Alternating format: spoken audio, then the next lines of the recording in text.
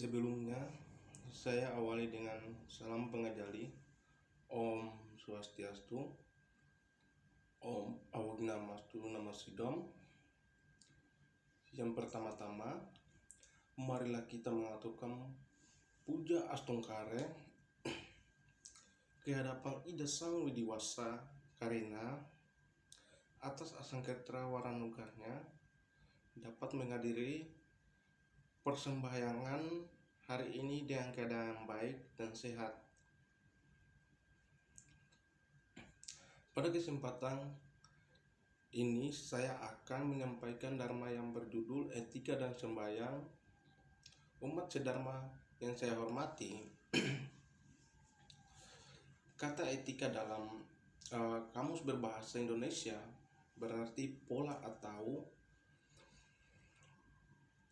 tingkah laku yang baik. Sementara itu, sembahyangan terdiri atas dua kata, sembahyang yang berarti sujud atau sungkem yang dilakukan dengan sembahyang diri dilakukan dengan cara-cara tertentu dengan tujuan untuk menyampaikan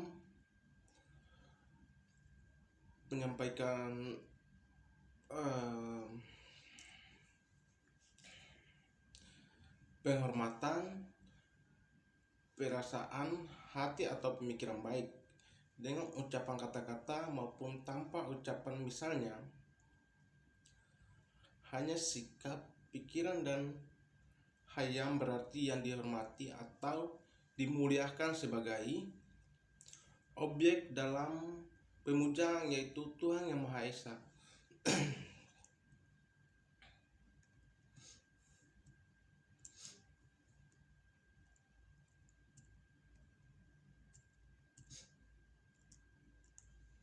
Di dalam bahasa sehari-hari, kita sembahyang atau membakti atau maturam disebut muspa karena dalam persembahyangan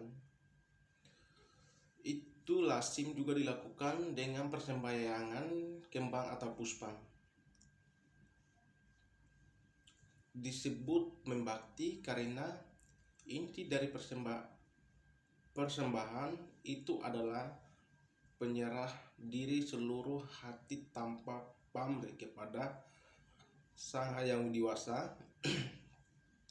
Manfaat sembahyang adalah untuk melahirkan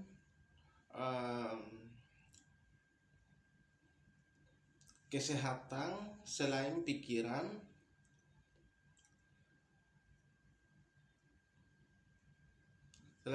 menjadi jernih. Sikap-sikap sembahyang seperti asana, pranayama, dan sikap duduk untuk padmasana, siddhisana, sukhasana, dan bajarsana dapat membuat otot dan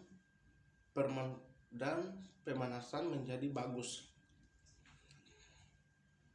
Umat sedharma yang berbahagia, selain untuk kesehatan, bersembahyang dengan berdoa juga mendidik kita untuk memiliki sifat ikhlas, karena apa yang ada di dalam diri kita dan di luar diri kita tidak ada yang kekal. Cepat atau lambat akan kita tinggalkan atau berpisah dengan diri kita. Keikhlasan inilah yang dapat meringankan rasa penderitaannya yang kita alami di alam ini, karena kita telah paham benar akan kehendaknya Hyang Widi. Sembahyang dengan tekun adalah akan dapat menghilangkan rasa benci, marah, dendam, iri hati, dan mementingkan diri sendiri, sehingga mengingatkan cinta kasih kepada sesama, mencintai orang lain sama saja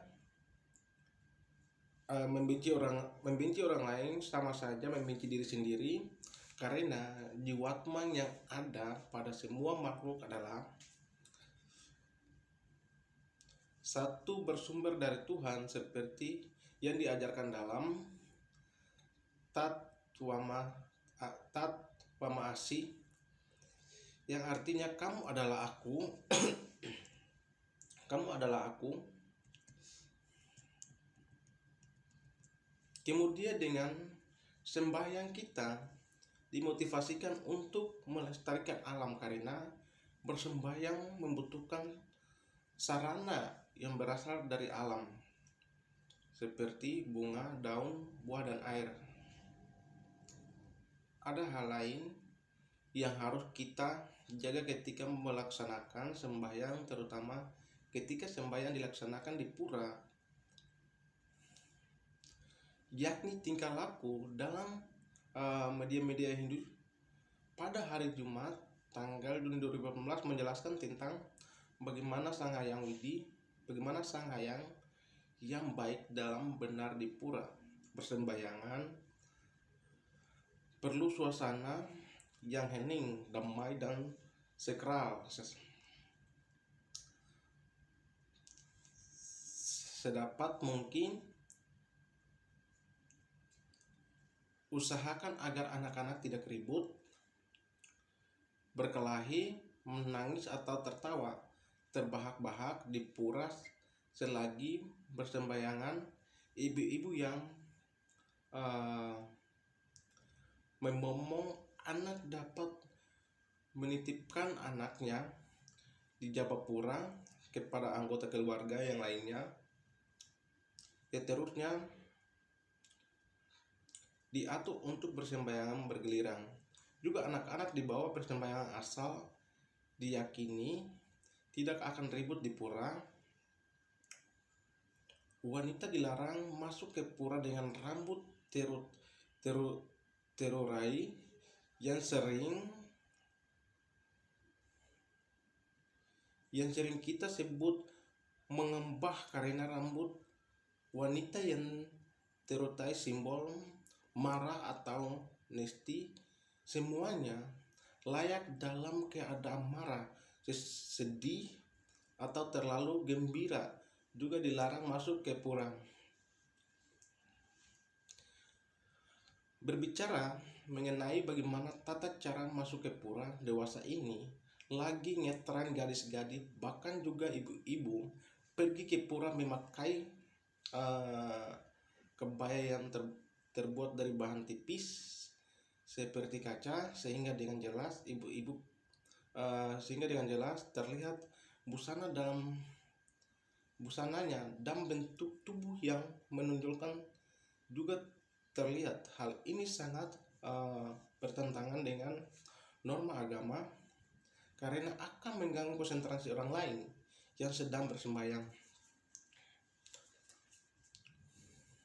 Umat sedharma yang berbahagia, jika umat bersembahyang dengan berusaha menutup auranya, banyak mungkin kenapa kita kok bersembahyang dengan menonjolkan aura, melakukan. Nah, para remaja putri, sadarlah, bersembahyang dengan pakaian yang baik dan sopan. Nanti ada tempatnya, waktunya, di mana remaja pun dapat memamerkan kemoleknya, tetapi jangan di pura.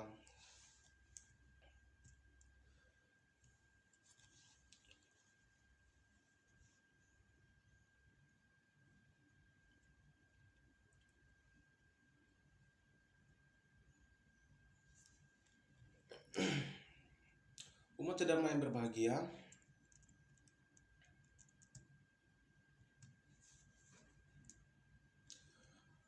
maka dari itu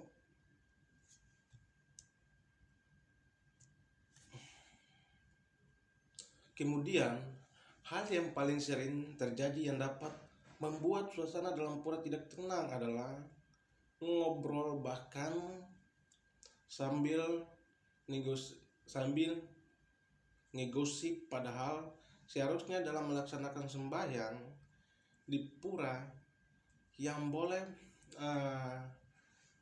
berkumandang adalah suara gena atau bajra, suara suling yang melafalkan doa dan juga suara kidung.